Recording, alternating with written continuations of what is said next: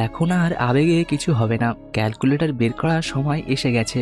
কারণ net run নেটের অঙ্ক শুরু হয়ে গেছে।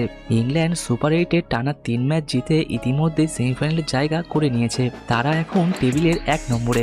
মানে ভারত বনাম ওয়েস্ট ইন্ডিজ ম্যাচে যে দল জিতবে তাদের সেমিফাইনাল ইংল্যান্ডের বিরুদ্ধে। এই ছবিটা প্রায় পরিষ্কার, কিন্তু আসল লড়াইটা হচ্ছে দ্বিতীয় জায়গা নিয়ে, নিউজিল্যান্ড আর পাকিস্তানের মধ্যে।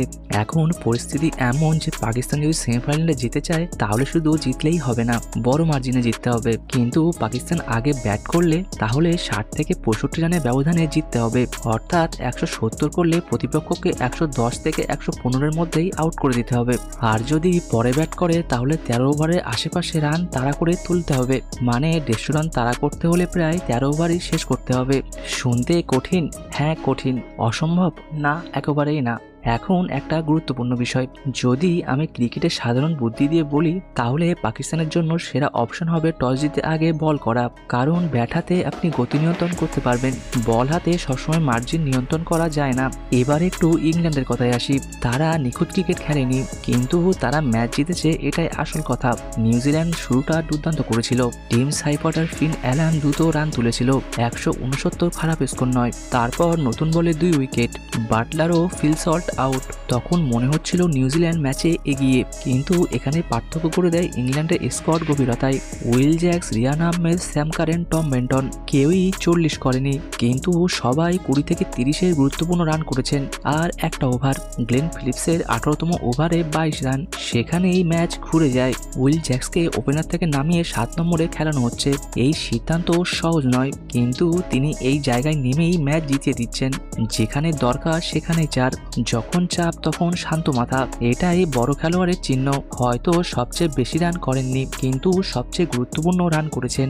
রিয়ান আহমেদের ইনিংসটাও অসাধারণ, 2টো ছক্কা, একটা গ্লেন ফিলিপসকে আর একটা মিচেল স্যান্টিনারকে। সাহসী ক্রিকেট। আসুন দেখে আসি নিউজিল্যান্ড কোথায় হারলো। নিউজিল্যান্ডের শুরু ভালো ছিল, রাচিন রাবীন্দ্র রান করেছেন, গ্লেন ফিলিপস রান করেছেন, কিন্তু ড্যারিল মিচেলকে এত নিচে নামানো এটা কি ঠিক সিদ্ধান্ত? ফর্মে থাকা ব্যাটারকে বেশি নিচে নামালে ছন্দ নষ্ট হয়। মার্ক চ্যাপম্যানও প্রত্যাশা পূরণ করতে পারেননি। তারপর স্পিনের বিরুদ্ধে মাঝের ওভারের গতি কমে যায়। 169 পৌঁছানো ভালো, কিন্তু হয়তো 15 থেকে 20 রান কম ছিল। সবচেয়ে বড় প্রশ্ন, 18তম ওভারে কি অন্য অপশন নেওয়া যেত? পেসার আনা যেত? রাউন্ড দ্য স্টাম্প যাওয়া যেত? এই ছোট ছোট সিদ্ধান্তই বড় ম্যাচের পার্থক্য করে দেয়। এখন শ্রীলঙ্কার দিকেও তাকাতে হবে। একটা সময় তারা অস্ট্রেলিয়াকে হারিয়ে চমক দিয়েছিল, তারপর ধারাবাহিকতা রাখতে পারেনি। নিশাঙ্কা, কুশাল মেন্ডিস, তাদের দায়িত্ব নিতে হবে। হাসারাঙ্গা পাথিরানা না থাকলেও বোলিং কিছুটা ঘুরে দাঁড়িয়েছে। পুরো টুর্নামেন্টের ভাগ্য নির্ভর করছে এখন এই ম্যাচে। পাকিস্তানের সামনে সুযোগ আছে, অন্যের ওপর নির্ভর করার দরকার নেই। নিজেদের হাতেই ব্যাট, নিজেদের হাতেই সিদ্ধান্ত। ইংল্যান্ড ফর্মে উঠেছে ঠিক সময়ে। ভারত ও ওয়েস্ট ইন্ডিজ ম্যাচের পর ছবি আরও পরিষ্কার হবে। ক্রিকেটের শেষ মুহূর্ত পর্যন্ত কিছুই নিশ্চিত নয়, এই কারণেই আমরা ভালোবাসি এই খেলা। দেখা যাক কে হিসাব মিলিয়ে সেমিফাইনালে পৌঁছায়। সেরা দল জিতুক। ভিডিওটি অবশ্যই লাইক ও শেয়ার করবেন। চলুন দেখা হচ্ছে আরেকটি নতুন ভিডিওতে। ততক্ষণ ভালো থাকুন, ক্রিকেটকে উপভোগ করুন। ধন্যবাদ।